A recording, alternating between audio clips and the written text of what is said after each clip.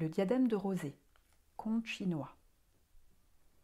Dans une contrée lointaine régnait un puissant empereur, et cet empereur avait une fille d'une grande beauté.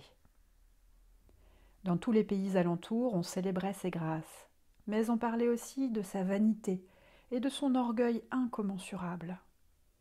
Elle ne consentait à porter que les étoffes les plus fines, brodées de perles et de pierres précieuses, entremêlées de fils d'or, ornées des rayons du soleil couchant et de blancs nuages courant sur les cieux d'azur.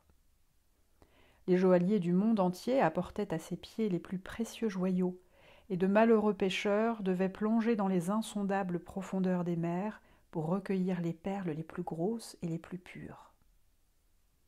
Mais la princesse n'en faisait aucun cas. Toutes les merveilles du monde étaient peu de choses pour elle. Elle enviait la beauté des fleurs, souffrait de ne pas égaler l'éclat des étoiles et aurait voulu étinceler comme les flammes d'un brasier. Une nuit, la princesse ne pouvait trouver le sommeil, tourmentée du désir de nouvelles parures.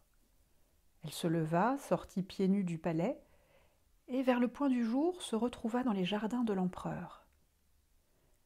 À ce moment, le soleil apparut au-dessus de l'horizon, et ses rayons vinrent illuminer les gouttes de rosée dont étaient couvertes les herbes, les feuilles et les fleurs. On aurait cru que tous les trésors du monde venaient de s'ouvrir. La terre resplendissait d'un tel éclat que la princesse en était éblouie jusqu'à en sentir la tête lui tourner. Les oiseaux eux-mêmes avaient interrompu leur chant sous l'effet du ravissement. Puis ils reprirent leur concert, comme pour célébrer la plus extraordinaire beauté que le monde pût présenter. « Ah, quelle merveille !» soupira la princesse. Elle se précipita auprès de son père et lui adressa une ardente prière. « Mon père, il me faut un diadème de rosée, sinon j'en mourrais. » Le vieil empereur ne savait pas résister aux caprices de sa fille. Il ordonna qu'on fît venir tous les joailliers du monde entier et leur enjoignit d'exécuter pour le lendemain matin ce que désirait la princesse sous peine de mort. Les malheureux quittèrent le palais plongés dans le plus profond désespoir. Ils prirent congé des êtres qu'ils chérissaient et se préparèrent à mourir. Il n'était pas au pouvoir de simples mortels de fabriquer un bijou de cette sorte. Et toute la ville retentit, au cours de la nuit, de pleurs et de gémissements.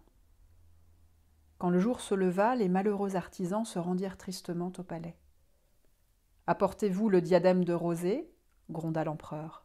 « Grâce, majesté » crièrent les infortunés. « Nos mains ne peuvent façonner ce joyau. » La princesse entra alors en fureur et l'empereur était sur le point de livrer les joailliers au bourreau. À ce moment, on remarqua dans l'encoignure de la porte un vieillard inconnu. Personne ne l'avait vu entrer et il semblait qu'il eût toujours été là. Il dit d'une voix chevrotante : « Glorieux empereur, je satisferai les désirs de ta fille. Qu'elle recueille elle-même les gouttes de rosée les plus grosses et les plus brillantes, et je lui confectionnerai le joyau dont elle rêve. » Pleine d'espoir, la princesse se précipita au jardin pour recueillir les plus grosses et les plus belles gouttes de la rosée matinale. Mais dès qu'elle y touchait, toutes disparaissaient dans sa main comme la flamme d'une bougie que le vent a soufflée. L'orgueilleuse jeune fille se démenait, elle parcourait le jardin en tous sens, se penchait sur chaque feuille et sur chaque brin d'herbe, mais en vain, ses mains restaient vides.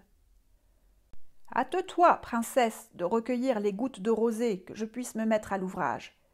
Si tu m'en apportes une pleine poignée, je t'en ferai un diadème comme n'en possèdent même pas les reines des cieux. »« Mais je ne peux pas, bon vieillard, recueillir les gouttes de rosée. Dès que j'y porte la main, elles disparaissent, » gémit la jeune fille. Le sourire s'effaça du visage du vieillard et il reprit d'un ton sévère. « Retourne au palais et dis à ton père de te faire couper la tête en même temps que celle des malheureux joailliers. Tu n'as pas réussi à accomplir ce que tu exigeais des autres sous peine de mort. » Éperdue de honte, la princesse se mit à rougir, et tandis que la rougeur envahissait son visage, le vieillard se confondait avec les rayons du soleil. « Je ne veux plus ce diadème de rosée !» s'écria la princesse. « J'étais une malheureuse sotte. » Alors le vieillard se reprit à sourire, il caressa les cheveux de la jeune fille et disparut pour de bon. Et l'orgueilleuse princesse ? elle n'était plus orgueilleuse. Sa vanité s'était dissipée avec la rosée du matin.